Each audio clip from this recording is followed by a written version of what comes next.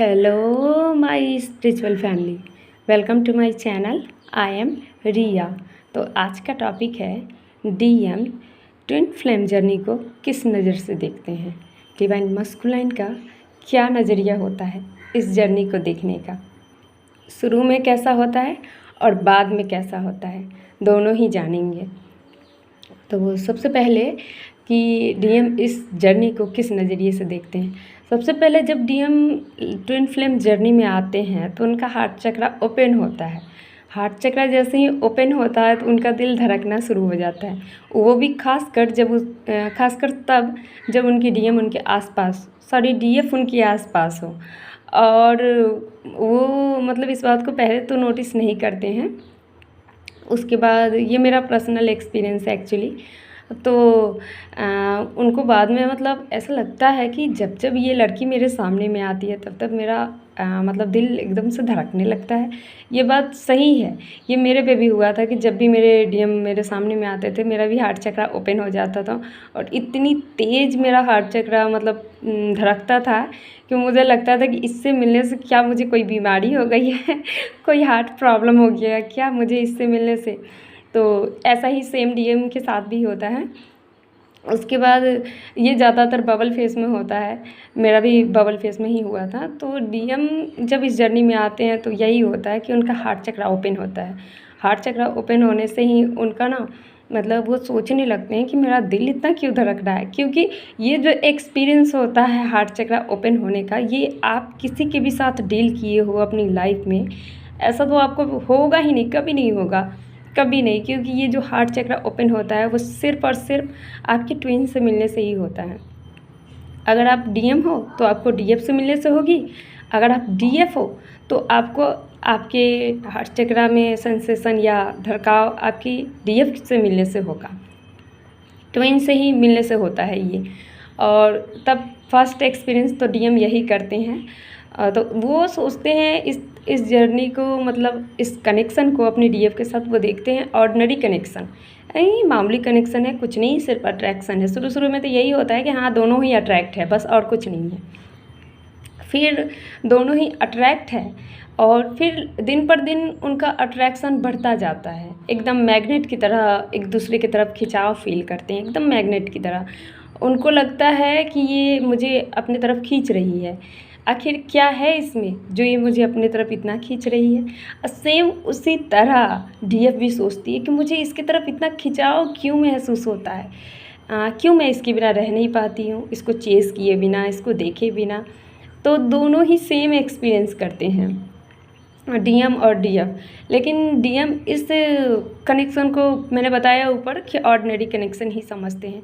फिर एक टाइम ऐसा आता है कि डीएम डीएफ से ना डिटैच होने लगते हैं, कभी आना कभी जाना, मतलब ऑन ऑफ समझ लीजिए। ऑन ऑफ क्यों करते हैं कि कभी कभी उनके अंदर जो प्यार जो होता है वो उभरने लगता है बहुत ज़्यादा अपनी डीएफ के लिए कि मुझे उससे मिलना है, मुझे बात करना है, बस ठीक है मिलना है बात करना। वो आ गए, वो आए और मिले और बात किए या फिर जो भी है वो हुआ और वो गए, ठीक ना। और उसके बाद क्या है कि उसके बाद वो फिर से रन करने लगते हैं, फिर से भागने लगते हैं। नहीं यार, इसकी तरफ इतना झुकाव फील होता है, मैं दिन रात इसके बारे में सोचता हूँ कहीं अपना परिवार ना खो दूँ।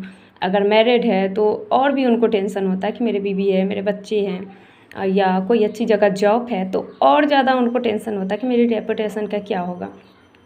इस लड़की से मिलने से मैं सिर्फ इसी के बारे में सोच रहा हूँ, ना अपना करियर देख रहा हूँ, ना अपनी फैमिली देख रहा हूँ। तो ये सारी चीज़ें भी डीएम के साथ होती है। और डीएम इस कनेक्शन को तो बस ऐसे ही समझते हैं कि हाँ ये ऐसे ही है, कुछ नहीं है। मतलब फाइनली उनको रियलाइज़ तब होता है जब वो फुल्ली सेपरेट हो जाते हैं। इसीलिए आप लोग से कहा जाता है कि अगर डीएम सेपरेट हो रहे हैं तो वो जा रहे हैं तो उन्हें जाने दीजिए, तभी तो उन्हें रियलाइज़ होगा। और उसके बाद जब डीएम फुल्ली सेपरेट हो जाते हैं उसके बाद क्या होता है कि उन्हें हर रोज़ अपनी डीएफ की याद आने लगती है, हर टाइम वो डीएफ के बारे में सोचने लगते हैं। फिर भी वो सोचते हैं कि ऐसा क्यों हो रहा है, मैं तो उसे छोड़ चुका हूँ, मैं तो इतना दूर आ चुका हूँ उससे, मतलब अपनी कंट्री चेंज कर चुका हूँ, अपना वो विलेज चेंज कर चुका हूँ या स्टेट चेंज कर चुका हूँ, जो भी है कहीं भी वो थोड़ा दूरी तो ज़रूर बना लेते हैं।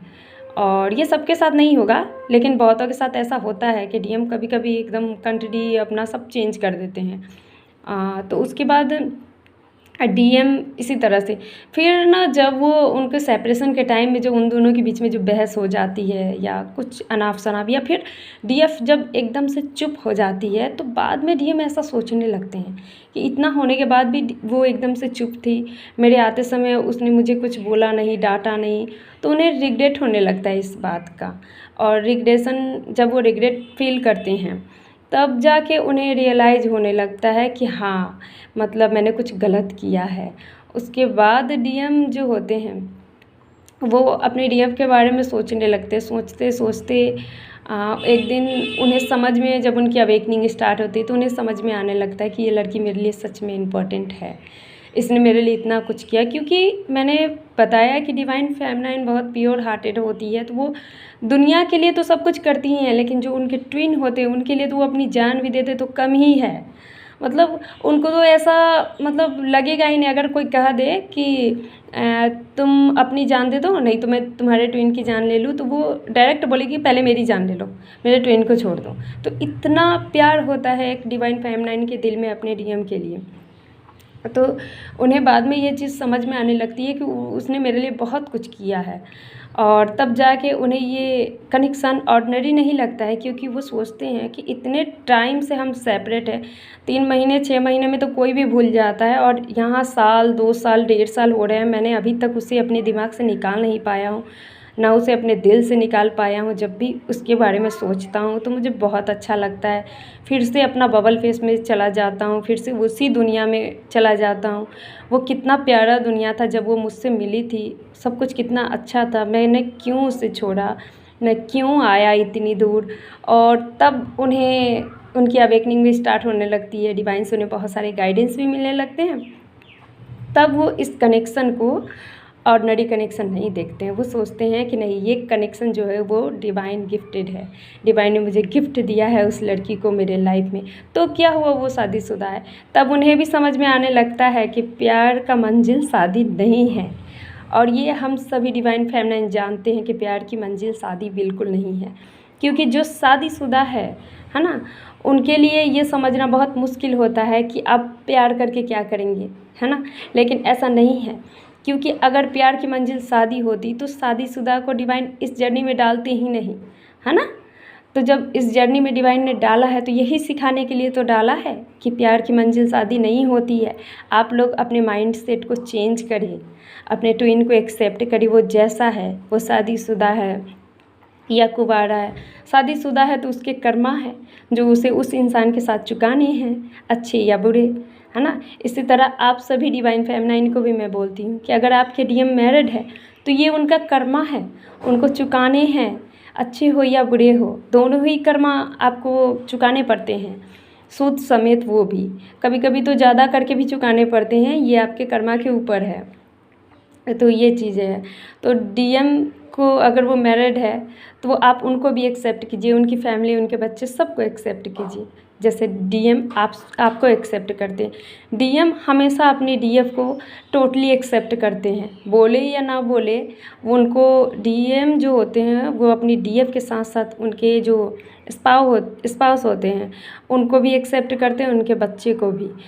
ज़्यादातर जो डीएफ के जो स्पाउस होते हैं वो बहुत अच्छे होते हैं, जो सोलमेट होते हैं, अधिकतर सोलमेट दिए जाते हैं उनके अच्छे कर्मों पे।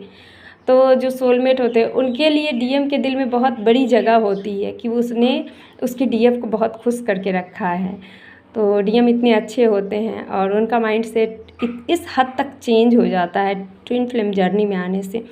तो डीएम इस कनेक्शन को बहुत अच्छी नज़रों से देखते हैं, बहुत प्यारी नज़रों से देखते हैं, उनका तो पूरा नज़रिया ही चेंज हो जाता है। तो कैसा लगा वीडियो कमेंट में ज़रूर बताएं।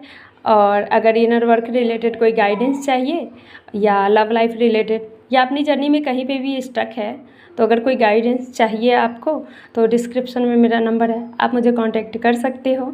Thank you so much for listening to me. God bless you. ओम नमः शिवाय।